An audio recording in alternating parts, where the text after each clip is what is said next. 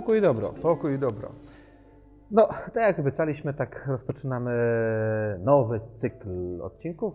Chcemy pogadać trochę o pokusach. Dlaczego o pokusach? No bo wszyscy ich doświadczamy i nie ma człowieka na świecie i nie było, który by nie doświadczał pokus. Pokusy są, możemy powiedzieć, wpisane w możliwość wyboru. A skoro mamy wolną wolę i wybieramy, no to musi być coś, co nam pozwoli jakoś się opowiedzieć. Zobaczcie, Pan Jezus był kuszony, Maryja była kuszona, Święty Józef był kuszony, Ojciec Franciszek jest kuszony. Kuszony, tak. Ja jestem kuszony. No wy jesteście kuszeni. Pokusa jest wpisana w tę naszą pielgrzymkę. Ja lubię to słowo, takie może do niektórych patetyczne, niezrozumiałe, ale właśnie w to pielgrzymowanie do ziemi obiecanej, czyli do nieba. Co jest ważne, na samym początku, uwaga, pokusa nie jest grzechem. No niby takie oczywiste, faktycznie, skoro pokusa to nie grzech. Ale jednak niektórzy spowiadają się z pokus. Niepotrzebnie. One mogą być dość uciążliwe, mogą być obciążające, mogą się przykleić jak guma do włosów. Bo to jest jakiś dyskomfort, nie? Taki wewnętrzny, bo ja się zmagałem, ja toczyłem walkę wewnętrzną, nie tylko na takiej płaszczyźnie moralnej, ale też na płaszczyźnie psychicznej, bo musiałem dokonać wyboru, rozeznać, co jest dobre, co jest złe, którą drogą pójść, co się Bogu podoba, co się nie podoba, więc niektórzy tę walkę już odczytują jako coś złego, jako grzech. No ale tak jak Jezus powiedział, sama walka, samo zmaganie się z pokusą, nawet jeżeli pojawiają się jakieś wątpliwości, znaki zapytania, to jeszcze nie jest grzech. No i teraz czym ta pokusa jest? Otóż pokusa jest pewną, ja to tak nazywam, taka moja prywatna definicja. Jest to podnieta zabarwiona emocjonalnie, która ukazuje nam jakieś dobro kosztem naszego systemu wartości. Czyli coś jawi mi się, czegoś pragnę, czegoś chcę, co odczytuję jako dobre, ale niestety, żeby to dobro otrzymać, ja muszę zrobić coś, co jest w sprzeczności ze mną i co ciekawe, czasami ta sprzeczność nam nie przeszkadza, aby to, co mówi Święty Paweł, mówię, zaraz, jak to jest, że nie czynię dobra, które chcę, ale czynię zło, którego nie chcę.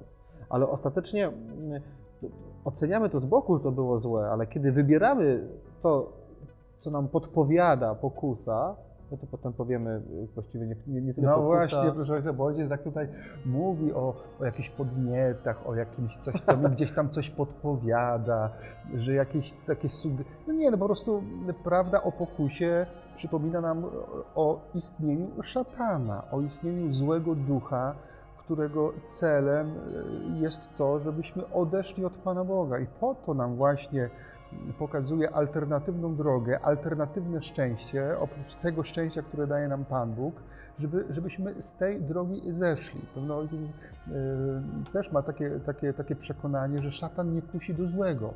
W tym sensie, że szatan, kiedy przedstawia pokusę, kiedy przedstawia tę alternatywną drogę, to alternatywne szczęście, oprócz tego, które daje Pan Bóg, to przedstawia je jako coś dobrego.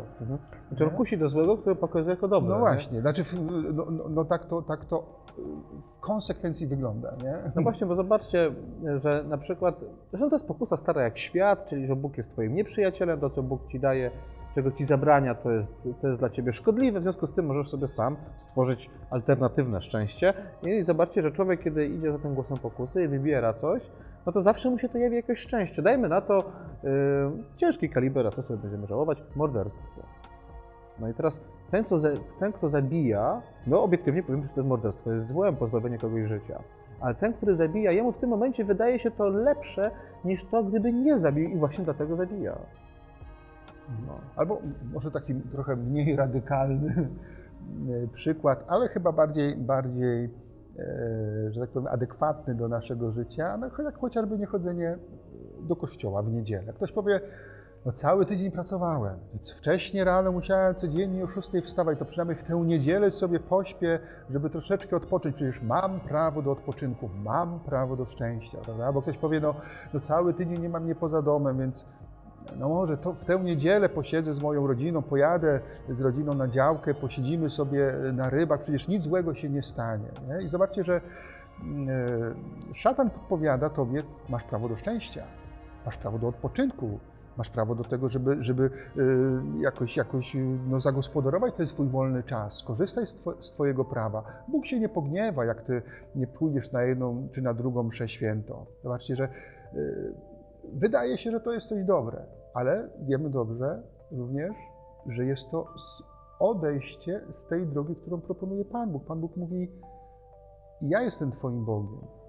Ode mnie zależy Twoje życie. Wybieraj mnie, abyś żył. Jeżeli będziesz odchodził od mojego planu, jeżeli będziesz odchodził od drogi, którą ja Tobie proponuję, to wchodzisz na drogę prowadzącą ku śmierci.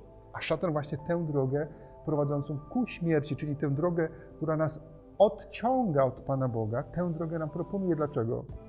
Dlatego, że szatan, który jest istotą nieszczęścia, który jest samym nieszczęściem, samym złem, nie ma innego celu, jak tylko to, żeby jak największą ilość osób, jak największą ilość ludzi odciągnąć do Pana Boga. Dlaczego? Dlatego, że jego szczęściem jest unieszczęśliwiać innych. Po prostu to jest perfidia działania szatana. Jego szczęściem jest unieszczęśliwiać innych. I im więcej osób unieszczęśliwi, tym większe jego szczęście.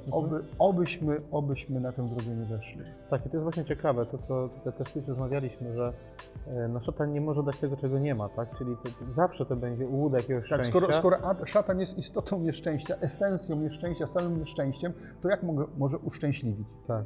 Jak może dać coś, czego nie ma? No właśnie, aha, i jeszcze to, że pokusa nie jest grzechem, ale jak się wstawiamy w okazji do pokusy, to już jest problem, tak? Bo zobaczcie, rozum rozeznaje, czy to, o czym myślę, jest dobre, czy złe. Złe, pokusa, wolna wola. Dochodzi teraz tutaj do berła i mówi: wchodzę albo nie wchodzę. Póki nie wchodzisz, nie ma grzechu. Jak zaczynasz wchodzić, jest grzech. Ale może być taka sytuacja, że sam stawiam się w bliskiej okazji do grzechu, w permanentnym trwaniu w pokusie. Nie? Czyli mam z czymś problem, wiem, że nie powinienem tego dotykać, bo to jest moment, bo to będzie źdźbło po prostu, które zaraz zacznie płonąć, a ja i tak w to wchodzę, łudząc się, że nie, że dam radę, albo właściwie wiedząc, że chcę, ale niby tak sobie trochę się oszukuję, że nie chcę i najczęściej... No, to jest tak, jakby z otwartym ogniem krążyć koło beczki z benzyną. Zapali czy nie zapali? Tak. Zaiskrzy czy nie zaiskrzy, prawda? Może nie zaiskrzy. W sumie chcemy, żeby zaiskrzyło, ale może będzie tutaj nie zaiskrzy. Ale może nie zaiskrzy. No i najczęściej jest wybuch. I ten wybuch występuje w momencie najmniej przez nas oczekiwanym. To znaczy nam się wydaje, że my kontrolujemy, tak? Że my gramy z ogniem, ale wydaje nam się, że kontrolujemy sytuację, tak? My zgadzamy się, nam się wydaje tylko tak, że my zgadzamy się na odrobinę zła. Tutaj jakiś flircik pozamałżeński, tutaj z koleżanką z pracy, tutaj może troszeczkę pornografii, nie za dużo, nie za ostro, prawda? Ale okazuje się, że coraz więcej.